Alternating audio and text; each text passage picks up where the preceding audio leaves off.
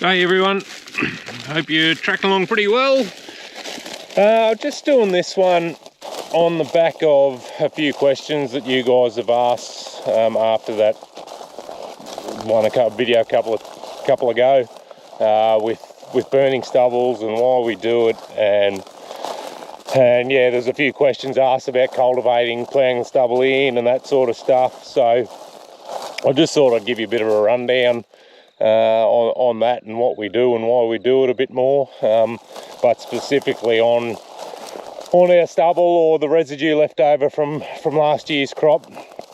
So I've just come out here. This is a wheat stubble excuse me, from last year, and it's about the crop went a bit over 4.5 tonne to the hectare. But what you can see is, look, our air seeder, and I'll show you that, our air seeder is on 250mm spacings or 10-inch spacing, so that's from tine to tine to tine, they're 10 inches apart. Now we have on the GPS guidance on the tractor, it's 2.5 centimetres, which is, or an inch. So essentially,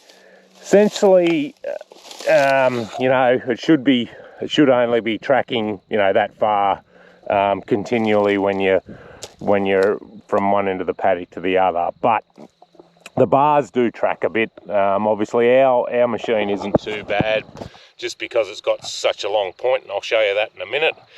But as far as the stubble and why we sometimes burn or cultivate the stubble back in and that sort of stuff, if you look at the stuff here on the ground, so what we do year on year, so we've got an AB line, which is essentially the straight line point to point from one end of the paddock to the other.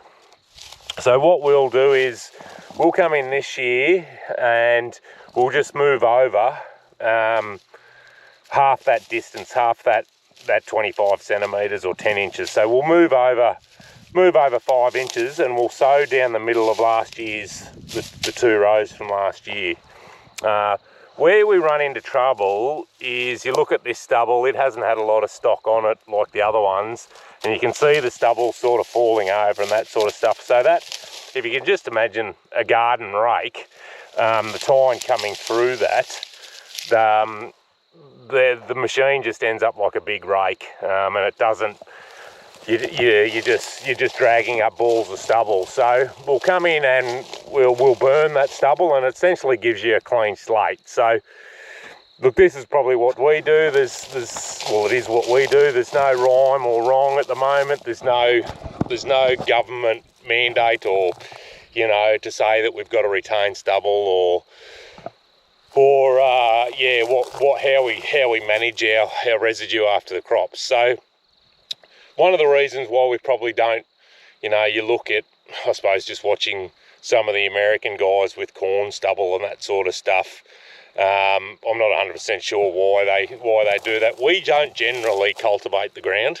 We're not no-till or no tillage. We're what they call sort of minimum tillage. So we still do have a tine engaging in the ground, and we are getting soil disturbance. So yeah, there are plenty of guys that are running disc seeders, so they're basically no-till. They're not really disturbing the soil as such when they're planting the crop. But generally, unless we're going to incorporate lime to improve pH or gypsum or something like that here, we don't really cultivate the ground.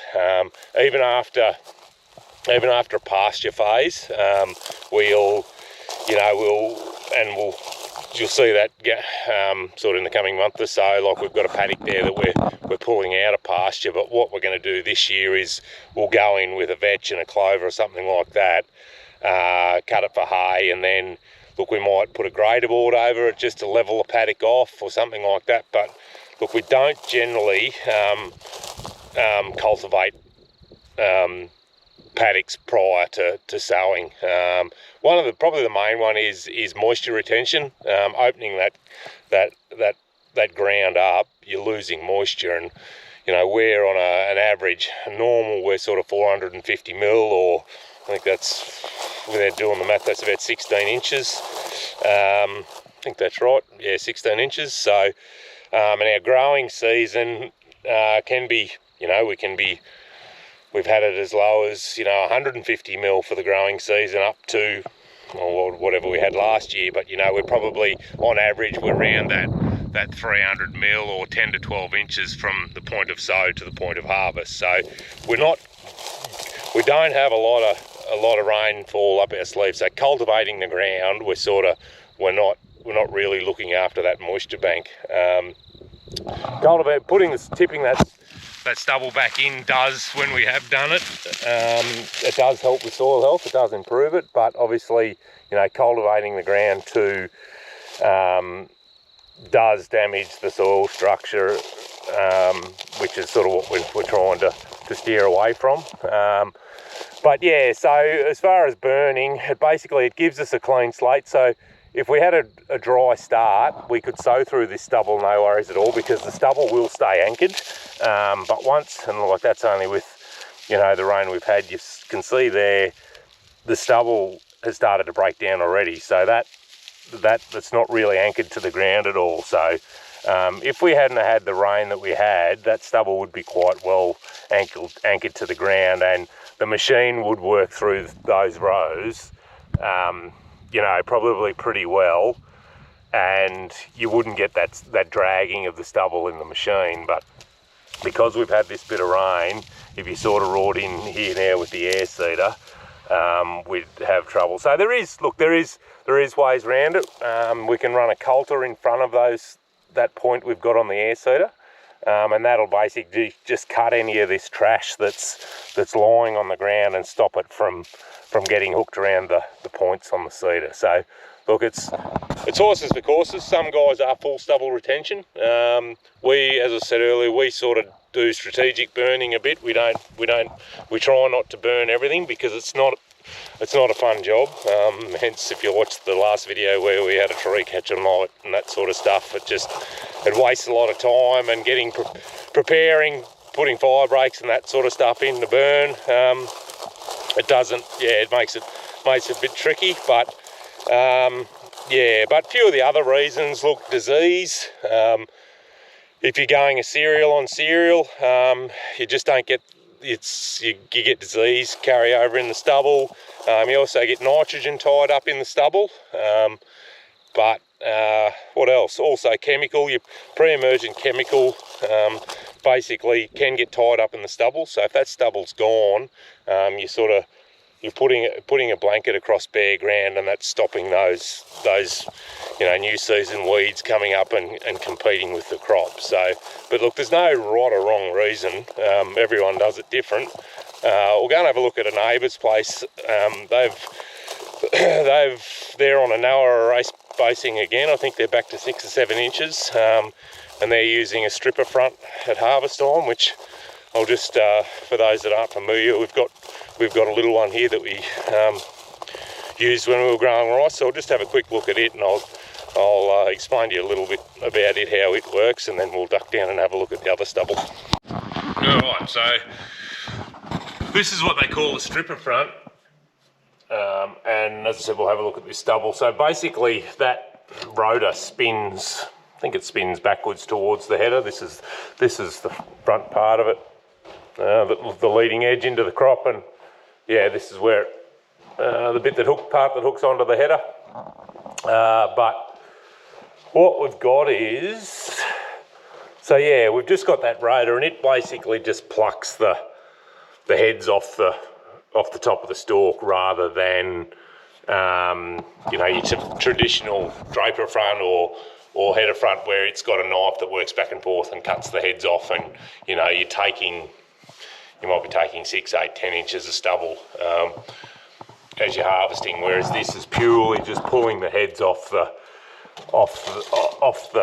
plant, and yeah, it just spins backwards like that, and just plucks that off. So and then the guys that are running those sorts of heads, they're either cutting the straw and baling the straw for, you know, some other use, or they're running a disc seeder, and rather than having a tine, you've got a disc, a bit like, you know, similar sort of scenario to your corn planters and that sort of stuff. So, but we'll duck down to the neighbours and we'll have a look at their stripper stubble, and you'll get a bit of an idea of just the height difference and the residue that's left in the paddock.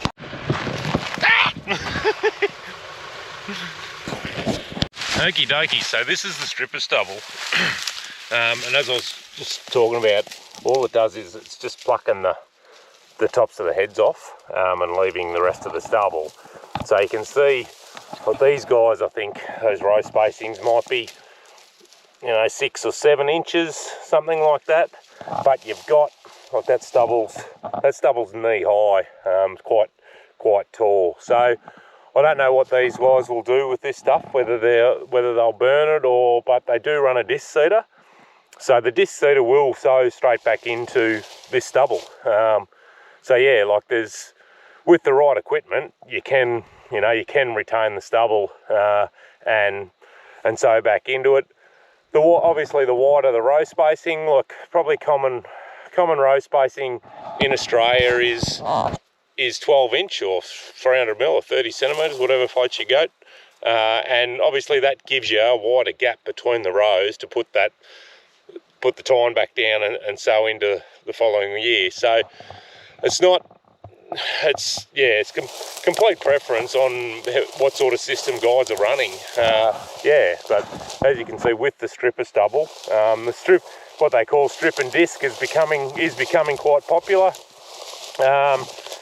You've got that narrower row spacing gives you better weed competition, and you think, like a bit like a mulch on your garden, when there'll be a fair bit of this stubble will be knocked over, as when the machine comes back through, it gives that mat of essentially mulch on the ground that your seed can come through, but it'll retard the weed seeds from coming up. So there's no right or wrong, really. It's just personal preference. So, but burning gives you a clean slate to basically do what you want. This sort of system, it does limit your pre-emergent chemicals a bit, but they're getting better. There is more options. There are more options coming all the time. There's always something being developed. But yeah, we'll go and have a quick look at the seeder and at the header and just I'll show you a bit about that and just try and explain to you a bit better, looking at the tine, with the row spacing and that sort of stuff. Now they talk stubble management, residue management starts at harvest time. So just in the back of the header here, so most modern day headers now have got a chopper in the back of them to process the residue or the straw. You can see the blades, they're knives for chopping up the straw into, they're probably 100 mil long lengths or something like that, and then it comes into the spinners here and they spread across the 12 metres, and we can adjust the veins and that sort of stuff, how far it grows. And essentially, you want, if you're retaining stubble, you want a good even spread of your residue out the back of the header. And they sort of, rough rule of thumb is how much stubble to harvest at the time is, if you're on 300 mil spacings, you want your stubble 300 mil, cut 300 mil from ground length and so on and so on. So, really we should be cutting our stubble off at 25 centimetres or 250 mil, because our air seed is on 25 or 250 mil spacings. Where you run into trouble with that theory is you burn a lot of horsepower, or you use a lot of horsepower, and you burn a lot of fuel processing straw with these things. There are a few machines that do it better than others, like the class machines and that do process it better. And yeah, it gives you ability to take more straw. But And it's been a bit tricky, like the last couple of harvests that have been wet, where the crop's been down, where you're taking all the straw anyway. But if a normal, whatever normal is nowadays, you know, a normal 4-ton wheat stubble, you're taking as little straw as possible to, you know, harvest the crop as quickly as you can, because if there's rain coming and that sort of stuff, the last thing you want to be doing is, you know, losing capacity in the header because you're trying to process the straw. So generally most guys are taking as little straw with the header as possible, and then they're burning or doing something with that residue that's left on the ground afterwards. And just looking at the air seeder, and I've got a couple of props here for you. I pinched a handful of straw from the neighbours, thank you neighbours, and I've also got a garden rake there. I'll sort of show you in a minute, a miniature version. But you could, if you can imagine, you know, the straws lying on the ground across that tine.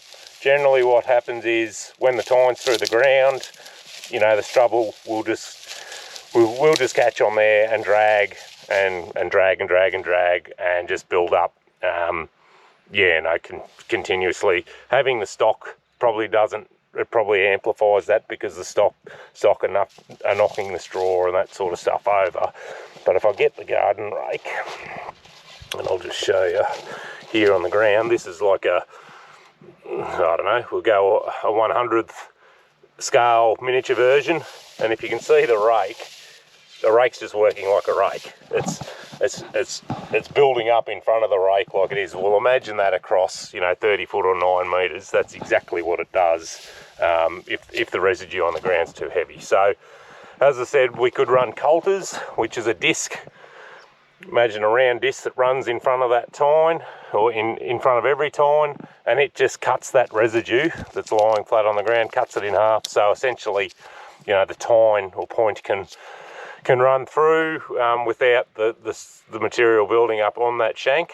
The other one is, yeah, like the disc seeders, where you've just got a disc.